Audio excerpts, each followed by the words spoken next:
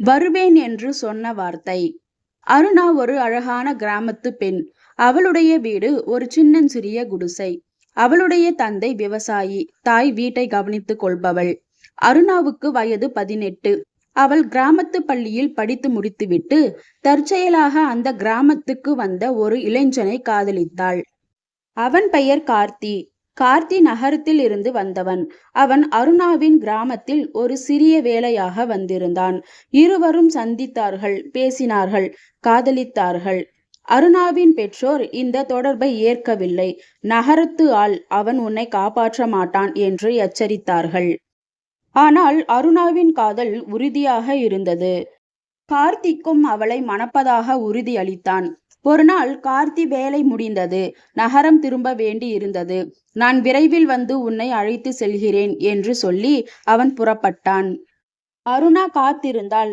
நாட்கள் வாரங்களாக மாறின, வாரங்கள் மாதங்களாக மாறின. கார்த்தியிடம் இருந்து எந்த தகவலும் வரவில்லை. அவன் கொடுத்திருந்த தொலைபேசி எண்ணும் பதிலளிக்கவில்லை. அருணாவின் பெற்றோர், நாங்கள் சொன்னோமே, அவன் உன்னை மறந்து விட்டான் என்றார்கள். ஆனால் அவள் நம்பிக்கையை விடவில்லை. ஒரு நாள் அருணாவின் தந்தை நகரம் சென்றார். அங்கே அவர் கார்த்திக்கை சந்தித்தார். கார்த்தி வேறொரு பெண்ணுடன் இருந்தான். அவனுக்கு மனம் நிச்சயிக்கப்பட்டு விட்டது. இச்செய்தியை கேட்ட அருணா மனம் உடைந்தாள். அவளுடைய நம்பிக்கை, காதல் எல்லாம் பொய்யாகி விட்டது. அருணா மிகவும் துயரத்தில் ஆழ்ந்தாள். ஆனால் பின்னர் அவள் தன்னை மீண்டும் தட்டி எழுப்பிக் கொண்டாள். அவள் தன் கிராமத்தில் ஒரு சிறிய பள்ளியில் ஆசிரியராக பணியாற்ற தொடங்கினாள்.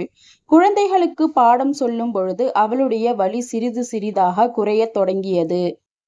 வருடங்கள் கழிந்தன. அருணா இப்பொழுது ஒரு பலம் வாய்ந்த பெண்ணாக மாறியிருந்தாள். அவள் தன் கிராமத்தில் பெண்களுக்கு கல்வி கற்பிக்கும் ஒரு சிறிய நிறுவனத்தை தொடங்கினாள். அவளுடைய பணி பலரின் மதிப்பை பெற்றது. ஒரு நாள் கார்த்திக் மீண்டும் அந்த கிராமத்துக்கு வந்தான். அவனுடைய திருமணம் தோல்வி அடைந்து விட்டது. அவன் அருணாவை சந்தித்தான். என்னை மன்னித்துவிடு, நான் ஒரு பெரிய தவறு செய்து விட்டேன் என்றான். அருணா புன்னகைத்தாள். நீங்கள் செய்த தவறு எனக்கு ஒரு பாடம் கற்று தந்தது. பிரிவின் வழி என்னை பலப்படுத்தியது. இப்பொழுது நான் மகிழ்ச்சியாக இருக்கிறேன். உங்களுக்கும் வாழ்த்துக்கள் என்று கூறிவிட்டு அவள் சென்று விட்டாள். பிரிவு வாழ்க்கையின் ஒரு பகுதி. அது வலி தரும், ஆனால் அதே நேரத்தில் அது பலமும் தரும். அருணாவின் கதை அதை நிரூபிக்கின்றது.